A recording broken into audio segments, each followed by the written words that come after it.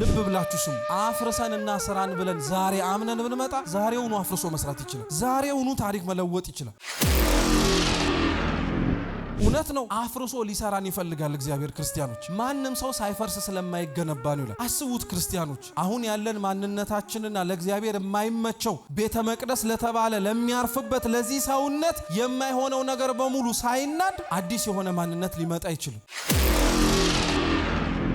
ከዚህ ስርዓት አምልኮ ልንፈጽምበት ከተሰበሰብንበት ቤተ መቅደስ በላይ የኔና የናንተን ሰውነት ነው የሚፈልገው። አብዛኞቻችን ለዛ ነው የደከምነው እኮ። ለቤተ መቅደሱ የሚያስፈልገውን ነገር ከማሟላት ወደ ኋላ አይደለንም። ስጡ ስንባል እንሰጣለን፣ አርጉ ስንባል እናረጋለን። ጥሩ ነው፣ አሁንም አናቁም። ቤቱ ቤታችን ነው፣ መስጠት ያለብንን እንስጥ። ስትሰጡ ግን ራሳችሁንም አትርሱት። ስታደርጉ ግን እግዚአብሔር አምላክ እናንተንም እንደሚፈልጋችሁ አትዘንጉት። እውነቴን ነው የምላችሁ፣ ይታቀርቡለት የምትፈልጉት ልንሰጠው የምንችለው ምንም ነገር ለእግዚአብሔር እኮ ምንም አይደለም። ለእግዚአብሔር ከምናመጣለት ብዙ መስዋዕት ይልቅ እኛው ራሳችንን እንበልጣለን። አው እግዚአብሔር ኃጢያትን ነው እንጂ ኃጢያተኛውን አይጠላማ። መቅበዝበዛችንን፣ ድንጉጥ መሆናችንን፣ ክፋታችንን ሊጠላው ይችላል እንጂ ክፋታችን እኛ ጋር ስላለ ብሎ እናንተም ከነጥፋታችሁ ጥፉ አይልም። እግዚአብሔር አስታሞ የያዘን ሁላችንንም ለዛ ነው። ችግር ሳይኖርብን እኮ ቀርቶ የለም። ከኛ መካከል ውሸታም አለ፣ አስመሳይ አለ፣ ክፉ አለ፣ አድርባይ አለ፣ ሌባ አለ። ብዙ አይነት ኃጢያት ሊሰራ የሚችል ብዙ ሰው አለ። ከነ ህመማችን ከነ ችግራችን ሰብስቦ ቁጭ አረገን እነ የታውጥቶ ይጣልን። ለማን አሳልፎ ይስጠን? ተስተካክላችሁ ውጡ ብሎ ከቤተ ክርስቲያን እኮ አያባርርም። እኛንን እኮ የተሞኘ ነው። አንዳንዶቻችን ተስተካክለን እንመጣለን ይላሉ። በፍጹም ቤተ ክርስቲያን ውስጥ ነው ከነ ችግራችን መተን ተስተካክለንና ታርመን የምንወጣው። እንዴት ነው አንድ ሰው ብቻውን ውጪ ሆኖ ተስተካክዬ ታርሜ ንጹህ ሆኜ ልምጣ ይላል እንዴ? የሚያነጻ የሚቀድስ ታሪክን የሚለውጥ እግዚአብሔር እዚህ ነው። ሰውም እዚሁ ነው መሆን ያለበት።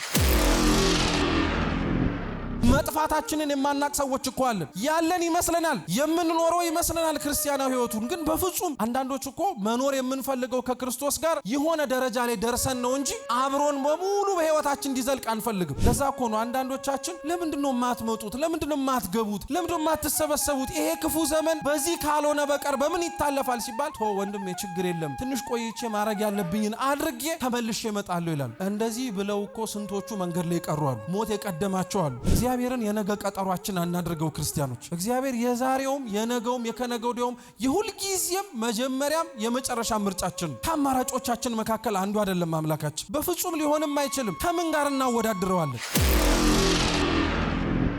የሚበሉትን የሚጠጡትን ለሐሳባቸው ጥጋብና እርካታ የሚያመጣላቸውን ነገር ለማግኘት ሲሉ ሐሳባቸው አንዴ እዚህ አንዴ እዛ፣ አንዴ መንፈሳዊ አንዴ ዓለማዊ፣ አንዴ ስጋዊ አንዴ መንፈሳዊ የሚሆኑትን ሰዎች እግዚአብሔር አይፈልግም ይላል።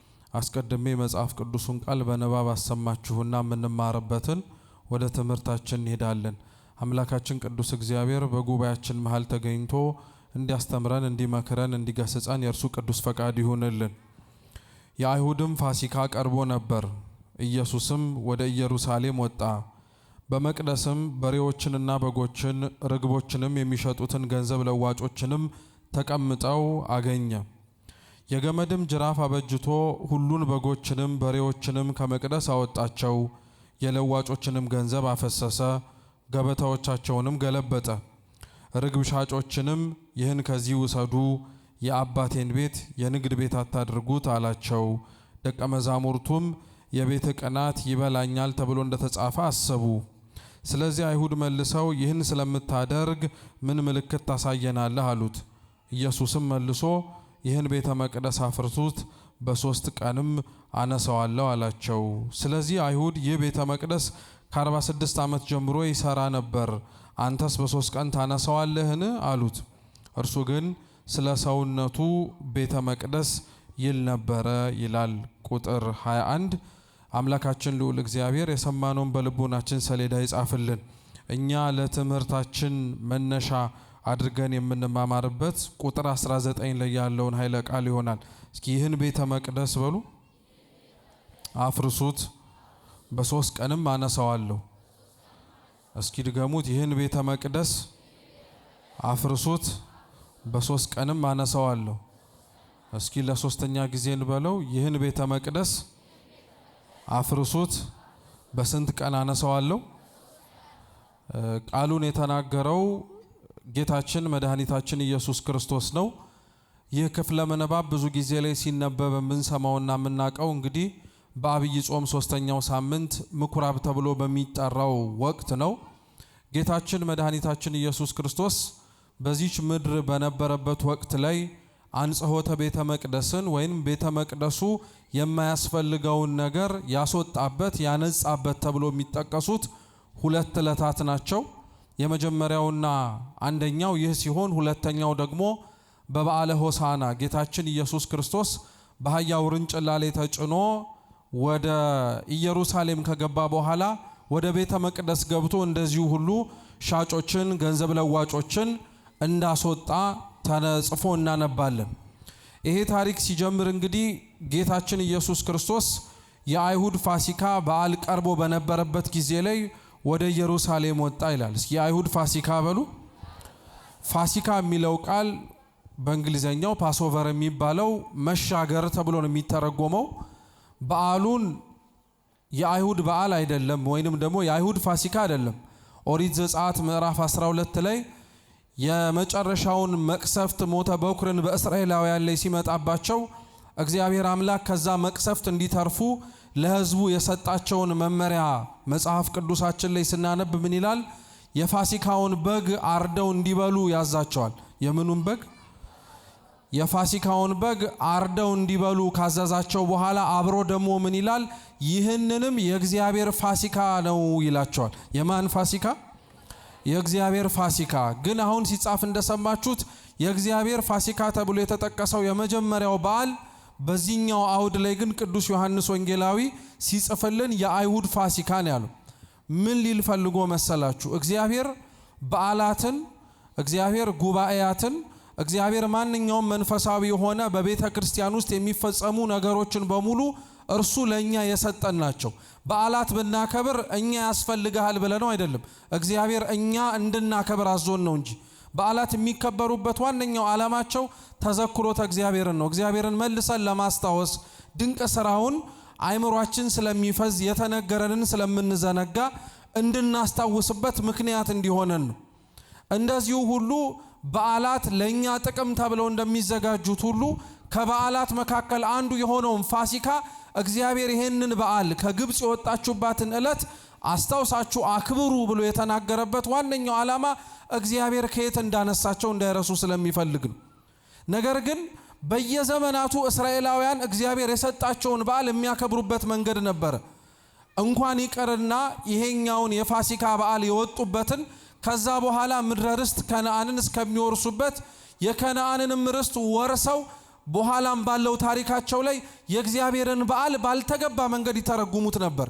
ለዛ ነው እግዚአብሔር ለሰው ልጆች የሰጣቸውን ጸጋና ስጦታ እሱ ባለበትና ባዘዘበት መንገድ የማይፈጸምና የማይከበር ከሆነ በዓልነቱ እኛ የእርሱ ነው ልንናገር እንችላለን እንጂ እሱ ግን በዓሉን ምን ብለህ ትጠራዋለህ ቢባል እግዚአብሔር የነሱ በዓል ነው የሚለው። የነማን በዓል? የነሱ በዓል ነው የሚለው። እንግዲህ አስቡት ክርስቲያኖች፣ ቤተ ክርስቲያናችን በዓመት በጣም ብዙ በዓላት የሚከበርባት ናት። በጌታችን በኢየሱስ ክርስቶስ ስም በቅዱሳን በዓላት ስም በዓላት ይከበራሉ። ዛሬ እንኳን የተሰበሰብንባት ይህች ዕለት በሰማዕቱ በቅዱስ ሚናስ ስም ቤተ መቅደሱ የከበረበት ዕለት ነው፣ በዓል ነው ማለት ነው።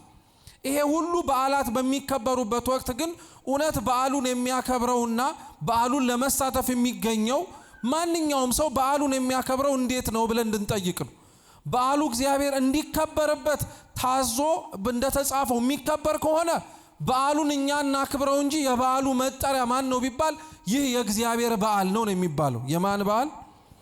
እኛ ደስ እንዳሰኘን እኛ ለስጋዊ ምኞታችንና እኛ ለስጋዊ ፍላጎቶቻችን እንደሚመቸን በዓሉን እናክብረው ግን ካልን በዓሉ ለኛ እግዚአብሔር ይመስላል እንጂ እግዚአብሔር ራሱ ግን ይህ የማን በዓል ነው ቢባል ይሄ የኔ በዓል ነው ሳይሆን የሚለው ይሄ የነሱ በዓል ነው የሚለው። ለዛ ነው በዓሉ የራሱ ነው። ከግብጽ ሲወጡ አክብሩ ያላቸው ራሱ ነው። አርደው የበሉትንም በግ የናንተ ፋሲካ ሳይሆን የኔ ፋሲካ ነው ብሎ ነው የነገራቸው። ግን ባልተገባ መንገድ ያደርጉት ስለነበረ ይሄንን የአይሁድ ፋሲካ ብሎ ጠሩ እና ይሄ የአይሁድ ፋሲካ ተብሎ እነሱ ደስ ባሰኛቸው መልኩ በሚያከብሩበት በዓል ላይ ጌታችን ኢየሱስ ክርስቶስ ወደ ቤተ መቅደሱ ሄደ። እንግዲህ እንደ አይሁድ ሥርዓት ፋሲካን በሚያከብሩባቸው ዕለታትና ወቅታት ላይ ወደ የቤተ መቅደሱ እየገቡ መስዋዕት ያቀርቡ ነበር። የኦሪቱ መስዋዕት በየበዓላቱ የተለያየ መስዋዕት ነው። ለበዓለ ሰዊት ወይንም ደግሞ ለበዓለ 50 ሲመጡ የሚያቀርቡት ለእግዚአብሔር ስጦታና ፋሲካ ሲያቀርቡ ወይም ፋሲካ ሲያከብሩ የሚያመጡት ስጦታ ተመሳሳይ አይደለም፣ ይለያያል ሁሉም።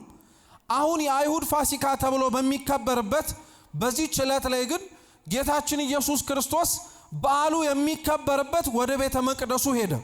በዚህ ጊዜ ላይ ልብ ብላችሁ ስሙ። በአህያ ውርንጭላ ላይ አልተጫነም። ማንም አጋዥ አልፈለገም። ማንም የሚመራውም አልፈለገም። ቤተ መቅደሱን ጠንቅቆ ያውቀዋል፣ የራሱ ንብረትና የራሱ አካል ስለሆነ።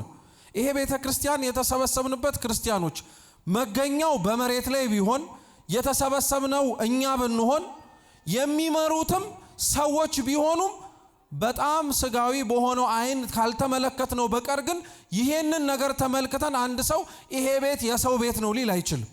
ይሄ ቤት የእግዚአብሔር ቤት ነው። የማን ቤት ነው? የእግዚአብሔር ቤት ነው። ቤተ ክርስቲያን ለክርስቶስ አካሉ ናት የምትባለው ለዛ ነው። ረቂቅ በሆነው እኛ ልንመረምረው በማንችለው ህብረት ውስጥ ክርስቶስ ለቤተ ክርስቲያን ራሷ ነው። ቤተ ክርስቲያን ደግሞ ለክርስቶስ አካሉ ናት። ስለዚህ አካሉ ወደ ሆነችው ወደዛች ቤተ መቅደስ ሊመራው የሚያሻው ማንም የለም። ክርስቶስ እውነተኛይቱን ቤተ መቅደስ ያውቃታል። ወደዛ ወደ ቤተ መቅደስ ሲሄድ ግን በዓሉን እሱ ባዘዛቸው መልኩ እንዳላከበሩት ሁሉ ቤተ መቅደሱንም እሱ ባዘዛቸው መልኩ ሳይገለገሉበት አገኛቸው። ወደዛች ቤተ መቅደስ ሲገባ መጀመሪያ ያየው እንስሳትንና ገንዘብ ለዋጮችንና ሻጮችን ነው። እንግዲህ በኦሪቱ ቤተ መቅደስ በሚሰዋው መስዋዕት ሥርዓት መሰረት እነዚህ እንስሳት ቤተ መቅደሱ ዙሪያ ላይ መገኘታቸው ግዴታ ነው። የተገኙትን እንስሳት ቅዱስ ዮሐንስም ሌሎቹም ወንጌላውያን በየወንጌላቸው ሲጽፉ በትንሹ 3 እንስሳት እንደነበሩ ነግረውናል። እስኪ በሬ በሉ፣ በግ፣ ርግብ። እነዚህ 3 እንስሳት ነበሩ። እኒህ እንስሳት መኖራቸው ግዴታ ነው። ምክንያቱም መስዋዕት የሚያቀርበው ሰው መስዋዕቱን ለማቅረብ ሲመጣ ከዛ ወስዶ ከሚሸጥበት ቦታ ለእግዚአብሔር ቤተ መቅደስ የሚያስፈልገውን መስዋዕት ይዞ ነው የሚሄደው። እነዛ እንስሳት ግን የተገኙበት ምክንያት ግን በጣም ልብ ብላችሁ ስሙኝ። መገኘት ስላለባቸው ብቻ ተብሎ አይደለም የተገኙት። እነዚህ እንስሳት የተገኙበትና የመጡበት አይሁድና ፈሪሳውያን በዛ ቤተ መቅደስ ዙሪያ በእነዚህ እንስሳት መገኘት ስለሚጠቀሙ ነበር። ይሄን ታሪክ ላያይዝላችሁ ከዮሐንስ ወንጌል ምዕራፍ 2 ከሁለት ምዕራፎች በኋላ ምዕራፍ 5 ላይ ስንደርስ ከ3 ምዕራፎች በኋላ ምዕራፍ 5 ላይ ስንደርስ አንድ መጻጉዕ የሚባል በሽተኛ ትዝ አላችሁ? ተኝቶበት የነበረበት የውሃው ስፍራ ቤተሳይዳ ይባላል። እስኪ ቤተሳይዳ በሉ።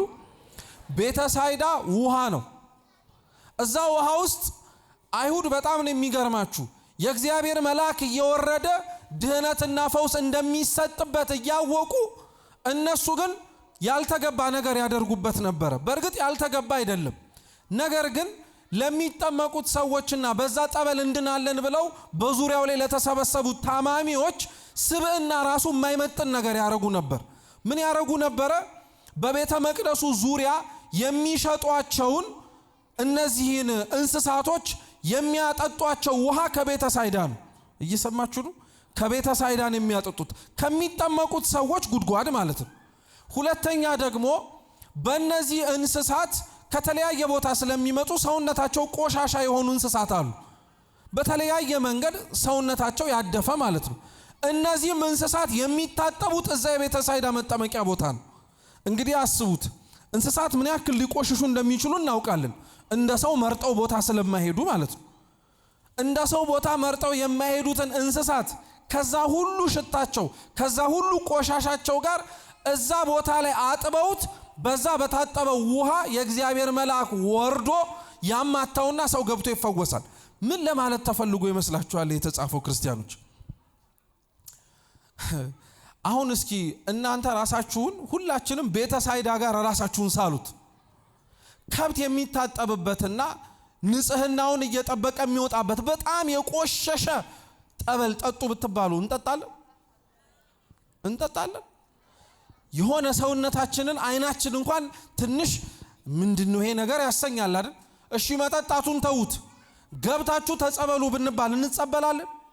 ላንጸበልም እንችላለን። ንጽህናውን ያልጠበቀ ነገር ነው። ታማሚ ግን ስትሆን ይሄ ሁሉ አይታየም። ጤና ስታጣ ይሄ ሁሉ አይታየም። ማን ታጠበበት ማን ገባበት ብለህ አታማርጥም። አንደኛው ትምህርት ይሄ ነው። ጤና የሌላቸው ሰዎች ገብተው ሊፈወሱበት የሚችሉትን ድህነት ነው እንጂ የሚያስቡት ሌላውን ነገር አይመለከቱትም። ሁለተኛው ምን መሰላችሁ? እንስሳቱ የኃጢአተኞች ምሳሌ ናቸው። ውጭ ከእንስሳቱ ውጭ እየተጠመቁ የሚድኑት ደግሞ የጻድቃን ምሳሌዎች ናቸው። አንዳንድ ሰው እሱ መጸበል የሚፈልግበትና ፈውስ አገኝበታለሁ ብሎ የሚያስብበት ቦታ ሊሄድ ይፈልጋል። ሲሄድ ግን እሱ ያልገመታቸው በእሱ አመለካከትና አረዳድ ኃጢአተኞች የሆኑ ሰዎች ሲጸበሉ ያያል። ሰውነታቸውን ሲያስመቱ፣ ቤተ መቅደስ ሲመላለሱ፣ አፈሩን ሲነኩ፣ ዝቅ ብለው ቤተ መቅደስ ሲስሙ ያያል። እና አንዳንዶቻችን ሰዎች እንበሳጫለን። ቤተ ክርስቲያን እኮ የደህና ሰው መሰብሰቢያ መስላኝ ነበረ። እንደነዚህ አይነቱ ሰዎች ገብተው እንዲህን አይነቱን ነገር ሲያረጉ ጥፋታቸውን የሚያውቁት ሰዎች ካላባረሯቸው ለምን እኔ እገባለሁ ብሎ የሚያስብ ሰው አለ። እንደነዚህ አይነቱን አመለካከት ያለንን ሰዎች ለመገሰጽ ነው። ማን ገባ ብለን ከቤተ ክርስቲያን አንርቅም። ማን ገባና እዚህ ውስጥ ተገኘ ብለን ከቤተ ክርስቲያን አንወጣም። ንብረትነትና ባለቤትነቷ የክርስቶስ ይሁን እንጂ አደራ አድርጎ የሰጠው ክርስቲያኖች ለኛ ነው። ቤታችን ውስጥ አሁን እኛ የማንፈልገውና ደስ የማያሰኘን ነገር ቢገባ የገዛ ቤታችንን ነገሌ የገቡበት ቤት መኖር አልፈልግም ብለን ጥለን እንኳን አንወጣም። የገቡትን በትክክለኛው መንገድ እንዲገቡ ለማድረግ እንሞክር ይሆናል። መግባት የማይጠበቅባቸው ከሆኑ ልናስወጣ እንችላለን። ተስተካክለው እስኪገቡ ከውጭ እንዲጠብቁ ልናደርግ እንችላለን እንጂ ማንም የገዛ ቤቱን ጥሎ አይሄድም። አብዛኞቻችን ግን ቤተ ክርስቲያንን እንደኛ አይነት ብለን እንዳሰብናቸው የተስተካከሉ ሰዎች የሉበትም ብለን የጠላናቸው ሰዎች ስላሉበት አብረናቸው መቀመጥ የምንጸየፋቸው ሰዎች ስለተገኙበት ብለን መገኘት የማንፈልግ ሰዎች ልንኖር እንችላለን። እንደው የምድሩንስ ተውት ክርስቲያኖች፣ በሰማይ ግን እነዚህ የምንጠላቸው ሰዎች አብረውን ቢገቡስ ኖሩ። አሁን በጣም የምትጠሉትን ሰው አስቡት። ያ ሰው መንግስተ ሰማያት አብሯችሁ ቢገባ እገሌ ስለገባበት እኔ ሲኦል ቦርድ ይሻላል እንላለን? አንልም እኮ። አመላችንን አሳምረን ለካስ ማላቀው ሰው ሆኖ ኖሯል ብለን ተስተካክለን እንቆማለን እንጂ መቼም በራሳችንን ፈርደን እሱ ካለበት ገነት የሌለበት ሲኦል ይሻላልን ብለን አንወርድም። የነፍስ ጉዳይ ነው። ስለዚህ ክርስቶስ በዛች የቤተሳይዳ መጠመቂያ ይሄን ሊያስተምራቸው ስለፈለገ ነው። የእግዚአብሔር መልአክ ሊዳንበት የሚችል ነገር መስሎ በማይመስል መልኩ እንዲሰራ አደረገው። እግዚአብሔር እንዲህ አይነት አምላክ ነው። ሰው ይድንበታል፣ ሰው ይፈወስበታል፣ ሰው ጤናውን ሊያገኝበት ይችላል ብሎ በማይታሰብ መንገድ መስራት ይችላል። ልብ ብላችሁ አስተውላችኋል? እኛ ዝም ብለን ተሳልመን የምንገባውን ይሄንን የቤተ ክርስቲያን ደጅ አንዳንድ ሰው እኮ ተደባብሶት ጤናውን አግኝቶ ሄደ። እኛ ዝም ብለን የተቀመጥንበትን መሬት አንዳንዱ ሰው ደረቱን ጀርባውን አስነክቶት ከእግዚአብሔር ጋር ታርቆበት ሄደ። ለኛ ቀላል የሚመስሉን እንዴት እግዚአብሔር በዚህ ሊያድን ይችላል ብለን በምናስብበት መንገድ አንዳንዱ እንደውም እግዚአብሔር እንዴት ይሄንን ሊጠቀም ይችላል ብለን በምናስብበት መንገድ መስራት ይችላል። እንኳን እግዚአብሔር የቆሸሸ ውሃ ይቅርና እንደኛ አይነት ኃጢአተኛ ሰው እንኳን እኮ ተጠቅሞ ይሰራል። ክርስቲያኖች ሁላችንም እግዚአብሔር በህይወታችን ቢሰራ ስለየትኛው ጽድቃችን ተብሎ ነው? እሱ ስላለው ቸርነትና ምህረት ህይወታችንን ለማቅናት ብሎ ካልሆነ በቀር። ስለዚህ ወደ ቤተ መቅደሱ ልመልሳችሁ። ይሄ ቤተ መቅደስ ዙሪያው ላይ ባለው ውሃ እየጠገቡ እየበሉ እየጠጡ ያሉ ከብቶች ያሉበት ነው። ፈሪሳውያን በቅርብ ርቀት እነዚህን እንስሳት የሚያስቀምጡት አንዳንዶች መስዋዕት ለመሰዋት ብለው ወደ ይሁዳ ወደ ቤተ መቅደሱ ሲመጡ ሩቅ መንገድ ስለሆነ ደልቦ የመጣ እንስሳቸው ከስቶ ሊገባ ይችላል። እየሰማችሁ ነው? ከቃሉ ጋር ናችሁ? ወፍረው የመጡ እንስሳት መንገድ ላይ ከስተው ሊመጡ ይችላሉ። እና ፈሪሳውያን ምን ያረጋሉ መሰላችሁ? ያያዋቸውና እንስሳቶቹን አሁን ይሄንን የመሰለ የከሳ እንስሳ አመድ ብልጥ ያረጋውን እንስሳ ለእግዚአብሔር ስታቀርብ አታፍርም ብለው ይናገራሉ። እና ሰው ይሸማቀቃል። ታዲያ እሺ ምን ላርግ ሲሉ እንግዲያውስ ያንተን የከሳ ሁለት እንስሳ ስጠንና እኛ የደለበ አንድ እንስጥ ይላሉ።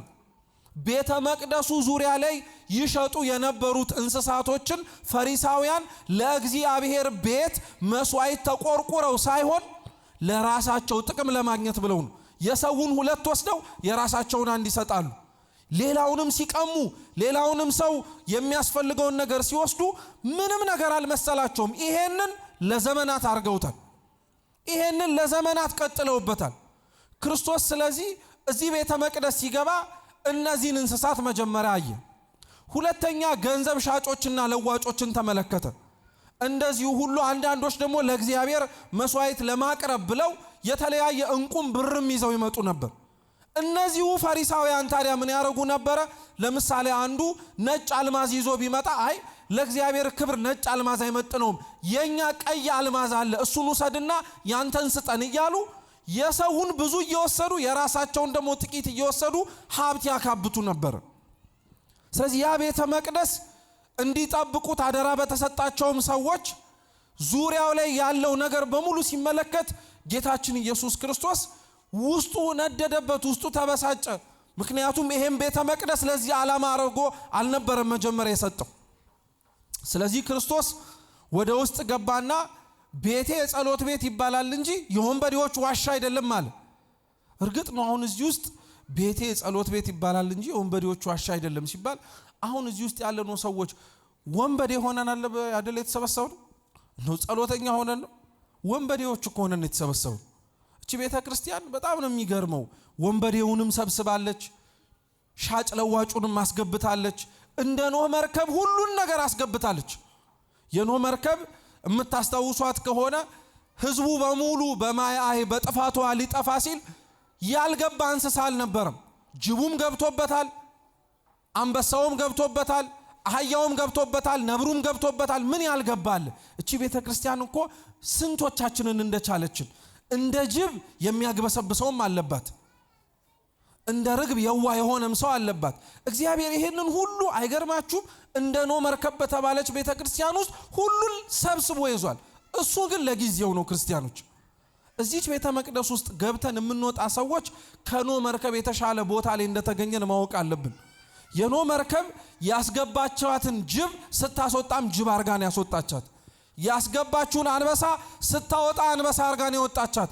እቺ ቤተ መቅደስ እኮ እንደ ጅብ በልተው የማይጠግቡት ሰዎች ሲገቡባት ሲወጡ ግን ጸዋሚ ታራሚ ሆነው ነው የሚወጡት። እውነት እዚች ቤተ ክርስቲያን የሰበሰበን እግዚአብሔር ስሙ የተመሰገነ ይሁን። እውነት እንደዚህ አይነት ቦታ የት ይገኛል? ክርስቲያኖች ገብተን የምንለወጥበት ከነ ችግራችን መተን ችግራችንን አራግፈን የምንወጣበት ቤት ነው። ይሄንን ቤተ መቅደስ ግን እንደ ንጽህናው ግን አልተጠበቀም ነበር። ስለዚህ ክርስቶስ እነዚህን ውስጥ ያሉትን እንስሳት ጅራፍ አነሳና እያጮኸ ማስወጣት ጀመረ። ክርስቲያኖች ጥያቄ ልጠይቃችሁ። ክርስቶስ ጅራፉን አንስቶ ቤቴ ጸሎት ቤት ነው መባል ያለበት እንጂ የወንበዴዎች ዋሻ አይደለም ብሎ እየገረፈ ሲያስወጣ ያስወጣቸው እንስሳቱን ነው። እንስሳቱ ምን አጠፉ? ጥፋተኞቹ እነማን ናቸው? መልሱ እንጂ። ሰዎቹ እኮ ናቸው። እንስሳቶቹ መቼም እንሸጥ እንለወጥ ብለው አስበው አልመጡ። ምንም ያጠፉት ጥፋት እኮ የለም። ያመጧቸው ሰዎች ነበሩ ጥፋተኞቹ። እነሱ ነበረ መገረፍ የነበረባቸው። ክርስቶስ ግን እንደ ቸር አምላክ ነው። እንስሳቱን እየገረፈ አስወጣ፣ ጥፋተኞቹን ሰዎቹን ግን ዝም አስባለ። ምን ሊያስተምረን ፈልጎ ነው? ኦሪት ዘፍጥረት ምዕራፍ 3 ላይ አዳም ሔዋንና እባቢቱ በሰይጣንም አንዱም ባንዱም እያመካኘ እንደተሳሳተ እርስ በርስ ተካሰው የምናገኝበት ታሪክ ነው። አዳም ሲጠየቅ በሔዋን አሳበበ፣ ሔዋን ስትጠየቅ በእባቢቱ አሳበበች። እባቢቱ በማን ታሳብ? በማን ታሳብ? በማንም ልታሳብብ አልቻለችም። እግዚአብሔር አምላክ ልክ ሶስቱም ጥፋታቸውን እንዳጠፉና እርስ በርስ እንደተካሰሱ ሲያውቅ መርገሙንና ስለ ጥፋታቸው ዋጋ ማስከፈል የጀመረው ከእባብ ነው። ከማን አልኳችሁ? እባቢቱ አሁን ዕፀ በለሱን ቀጥፋ በልታለች እንዴ? ታስቡበታላችሁ እንዴ? እባቧ እኮ ዕፀ በለሱን ቀጥፋ ምን አላረገችም? አልበላችም። ለአዳምና ለሔዋን ግን ምን አርጉ ብላለች? ብሉ ብላለች። የበሉት አዳምና ሔዋን መጀመሪያ ሳይፈረድባቸው፣ እባቢቱ ግን ቀድማ ተፈረደባት። ለምን ይሆን? እባቢቱ እኮ ቀድማ የተፈረደባት ለምን መሰላችሁ? አንደኛ እቺ እንስሳ ናት፣ ጠፊ ናት፣ ፈራሽ ናት፣ በስባሽ ናት። እንደ ሰው ልጅ እንደ ቅዱሳን መላእክት ርስቱን ለመውረስ መንግስቱን ለመክበር የተፈጠረ ፍጥረት አይደለችም። ስለዚህ እግዚአብሔር አምላክ ሊጠፋ በምትችለው በሷ መጀመሪያ ቅጣትን ጀመረ። ሁለተኛው ቅዱስ ዮሐንስ አፈወርቅ ደግሞ ምን ይላል? በእባቢቱ ቅጣቱን የጀመረው እባቢቷ የተቀጣችውን ቅጣት ሰምተው አዳምና ሔዋን ቶሎ ብለው ልባቸው ወደ ንስሐ እንዲመለስ ነው አለ። አሁን ልመልሳችሁ፣ ሰዎቹን ሳያባረር ክርስቶስ እንስሳቱን ያባረረው የቀሩት ሰዎች ልባቸው ወደ ምን እንዲመለስ ነው? መልሱ እንጂ ወደ ንስሐ እንዲመለስ ነው። እንስሳቱን ጅራፍ አንስቶ ያጮኸ ሲያባራቸው አይተው እንዴ እኛም እኮ ልንወጣ እንችላለን ብለው እንዲያስቡ ነው። ሰው ሲወጣ እኛ የተቀመጥነው ሰዎች ጸንተን ለዘላለም የምንገኝ የሚመስላችሁ አላችሁ እንዴ ክርስቲያኖች? ወንጌል እኮ የሚለው ማንም የቆመ ቢመስለው እንዳይወድቅ ይጠንቀቅ ነው። ዛሬ የተቀመጥን እዚች ቤተ መቅደስ እኮ ነገ የት እንደምንገኝ እግዚአብሔር ነው የሚያውቀው። አንዳንዶቻችንም አናውቀዋለንም ጭምር። አሁን የተቀመጥንበት ወንበር ላይ ያለውን ሰውነታችንን ይሄ ጉባኤ ሲያልቅ የት ልናሳርፈው እንደመረጥን እኮ እናውቃለን። እግዚአብሔር በእንስሳቱ ቅጣቱን መጀመሪያ የጀመረው ውስጥ ያሉት ሰዎች ልባቸው ለንስሐ እንዲከፈት ነበር። እንስሳቱንስ አንስቶ ሲያባረራቸው ቅድም ያልኳችሁን ማለት ነው። ለምን አባረራቸው? መገኘት እኮ የሚጠበቅባቸው ናቸው። ቅድም ብያቸዋለሁ። እንስሳቱ ፈሪሳውያን ላልተገባ ዓላማ ጠርተው ያምጧቸው እንጂ መገኘት ይጠበቅባቸው ነበር። በሬውም መስዋዕት ነው፣ በጉም መስዋዕት ነው፣ ርግቡም መስዋዕት ነው። መስዋዕት እንዲሆን የሚያስፈልጉ ናቸው። ግን እነሱን አባረራቸው እና አንዳንድ ሰው እንደነዚህ አይነት መንፈሳዊ ጥቅሶችን ባልተገባ መንገድ ይተረጉሟል። ክርስቶስ ሻጮችን ለዋጮችን አንስቶ አባረረ ሲባልና ቤተ ክርስቲያን ዙሪያ ላይ ምንም ነገር መሰራት የለበትም ይላል። ልብ ብላችሁ ስሙ ክርስቲያኖች። ቤተ ክርስቲያን ዙሪያ ላይ ለቤተ ክርስቲያኗ አገልግሎት ሊያስፈልጉ የሚችሉ ነገሮች ልክ በሬው በጉ ርግቡ እንደነበረው ሁሉ በኦሪቱ ቤተ መቅደስ በሐዲስ ኪዳኑም ቤተ መቅደስ ሊኖር ግድ ነው። ጧፉ፣ ዕጣኑ፣ ዘቢቡ ቤተ ክርስቲያን አካባቢ ገዝተን ልናስገባው የምንችለው ነገር መኖር አለበት። ለዛ ነው ሥርዓተ ቤተ ክርስቲያን ላይ እኮ በነገራችን ላይ ማንም ሰው ወደ ቤተ ክርስቲያን ሲገባ ባዶ እጁን መግባት አይችልም። ቤተ ክርስቲያን ሰርግ ቤት ናታ። ማንም እኮ ሰርግ ቤት ሲሄድ አሁን ለምዶብን ነው እንጂ እጅግራችንን ይዘን ዝም ብለን የምንገባው። ሰርግ ቤት እኮ ሰው ሲሄድ ባዶ እጁን አይሄድም። በገጠሪቷ የሀገራችን ሥርዓት ላይ አንድ ሰው ድግስ ሲደግስ እንኳን አብረው ሌሎቹ ሰዎች ምን ያደርጋሉ? ጠዋት የጉዞ መርሃ ግብር ላይ አብራችሁ ሄዳችሁ ሰዎች አላችሁ አላያችሁ? እኛ ለአገልግሎት ቤተክርስቲያንን ቦታው ላይ ይተከላል ብለን ከብፁዕ አባታችን ጋር ሄድን። ድግሱ የኛ ነው፣ አገልግሎቱ የኛ ነው፣ የቤተክርስቲያን ነው። ዙሪያው ላይ የነበሩት ሰዎች ግን እንዲበሉ እንዲጠጡ ብለው ምን ይዘው መጡ? የሚበላ የሚጠጣ ይዘው መጡ። አያችሁ? ይሄ ስርዓት እኮ ነው ከድሮ ጀምሮ የነበረ፣ አሁን በዚሁ በከተማው ስለቀረ ነው እንጂ። ስለዚህ ይዞ መምጣት ግድ ነው። ሰርግ ቤት ናታ ቤተ ክርስቲያን። ማንም ባዶ እጁን መምጣት አይጠበቅበትም። እንደው ልንሰጠው የምንችለው ምንም ነገር ባይኖረን ክርስቲያኖች ንጹህ ልብ ለእግዚአብሔር ይዘንለት እንምጣ። መዝሙር 50 ላይ ልበ አምላክ ቅዱስ ዳዊት ይሄን ያለ የሚለው መስዋዕትንስ ብትወድ በሰጠሁ ነበር፣ ግን የሚቃጠለው መስዋዕት አንተን ደስ አያሰኝም። ለእግዚአብሔር መስዋዕቱ የተሰበረ ምንድነው አለ? ልብ ነው አለ። እውነት እግዚአብሔር የተሰበረ ልብ ይዘን ለመምጣት ሁላችንን ይፍቀድልን።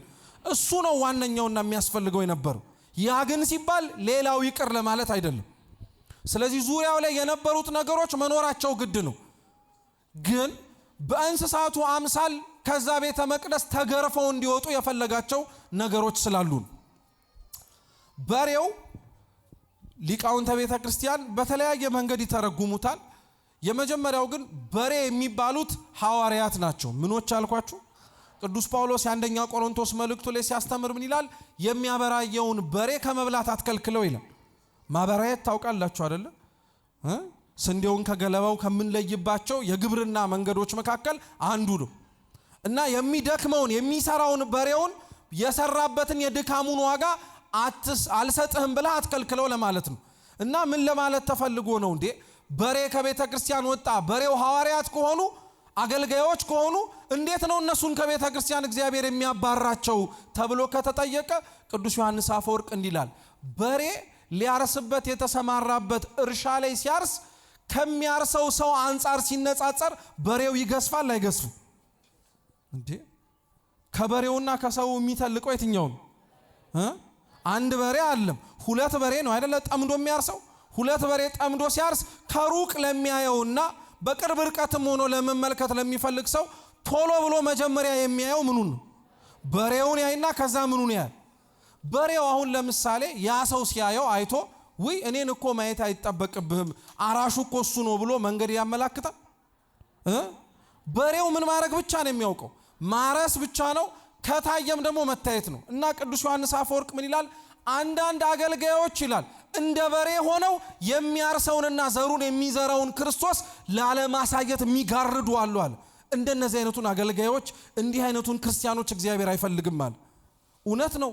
የእግዚአብሔርን ክብር የራሳቸውን ክብር የሚያረጉ ለሱ የሚገባውን ምስጋና ወደ ራሳቸው የሚያመጡ እሱን ከማሳየት ይልቅ እነሱ ለመታየት የሚሞክሩትን አይፈልግም።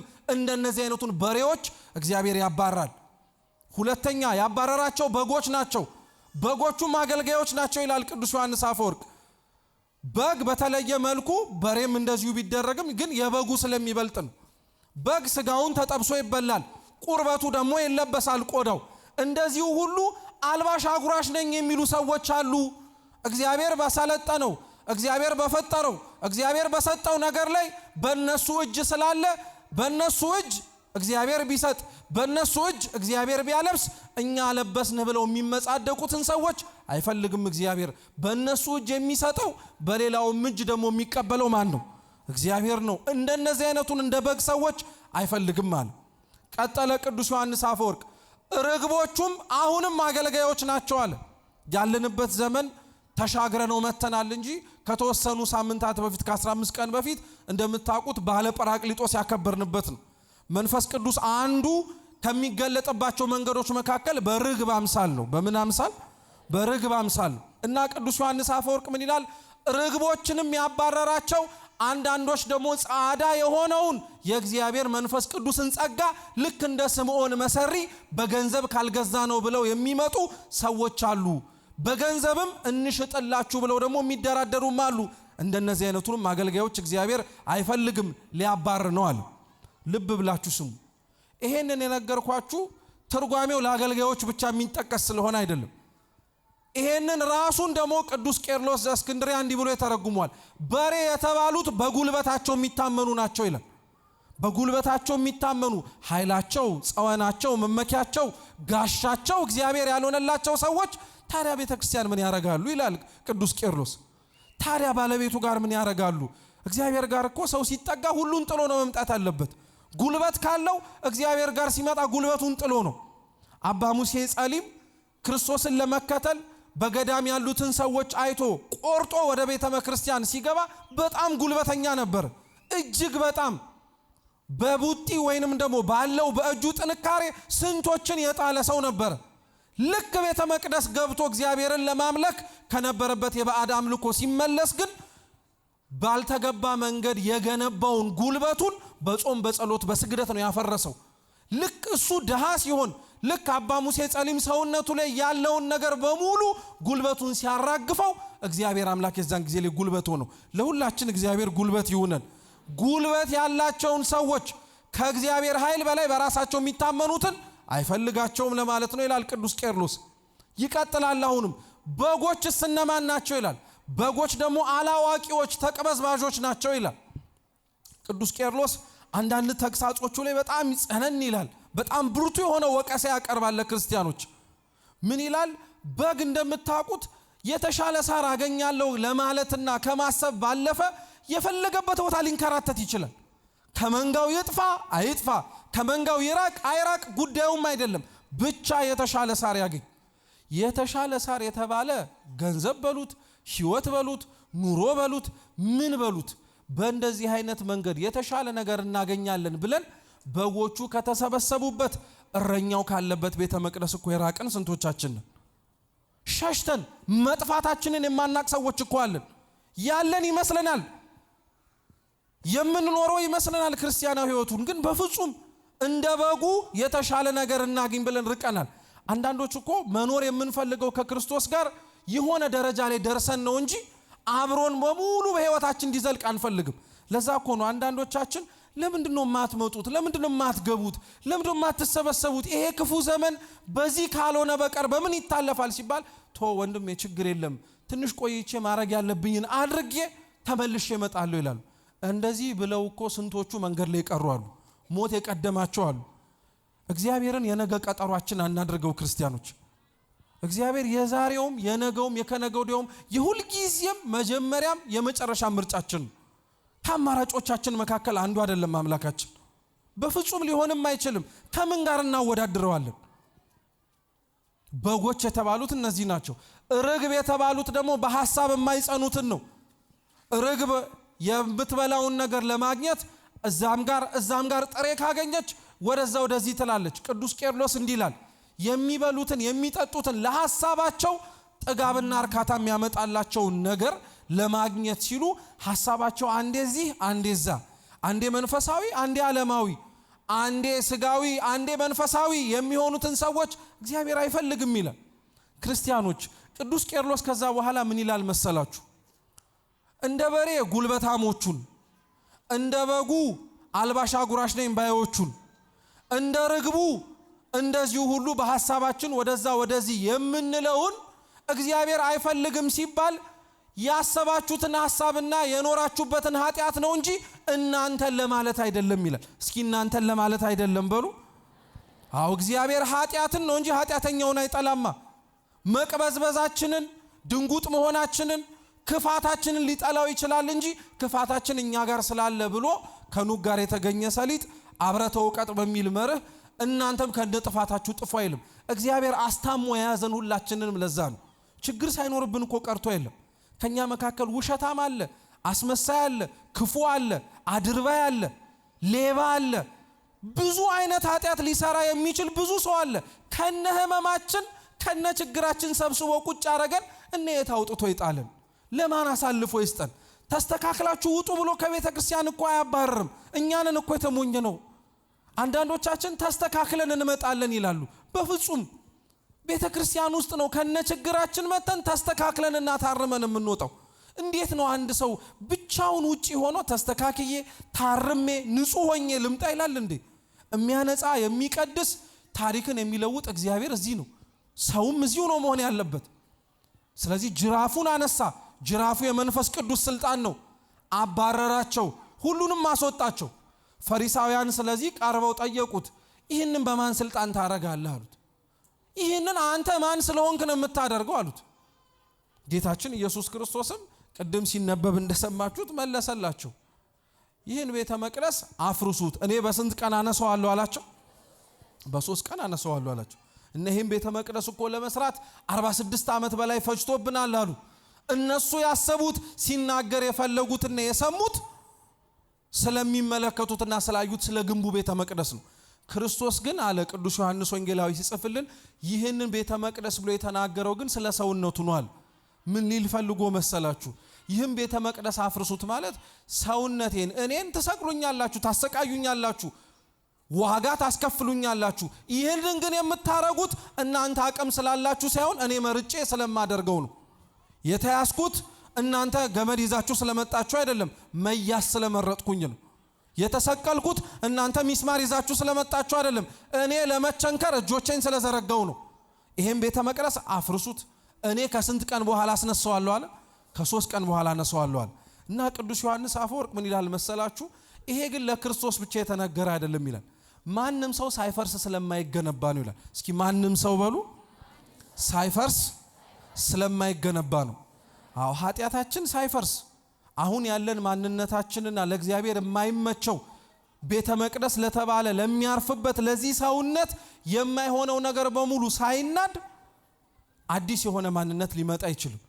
አስቡት ክርስቲያኖች፣ ስርዓት አምልኮ ለሚፈጸምበት ለዚች ቤተ መቅደስ ክርስቶስ ጅራፍ አንስቶ ቤተ መቅደስ ገብቶ ቤቴ ጸሎት ቤት ነው ብሎ ይሄን ያክል ከተቆረቆረ ደሙን ላፈሰሰለት ሁላችን ገንዘብ ላረግ ነው ለዚህ ሰውነትማ እንዴት ዋጋ አይከፍልም?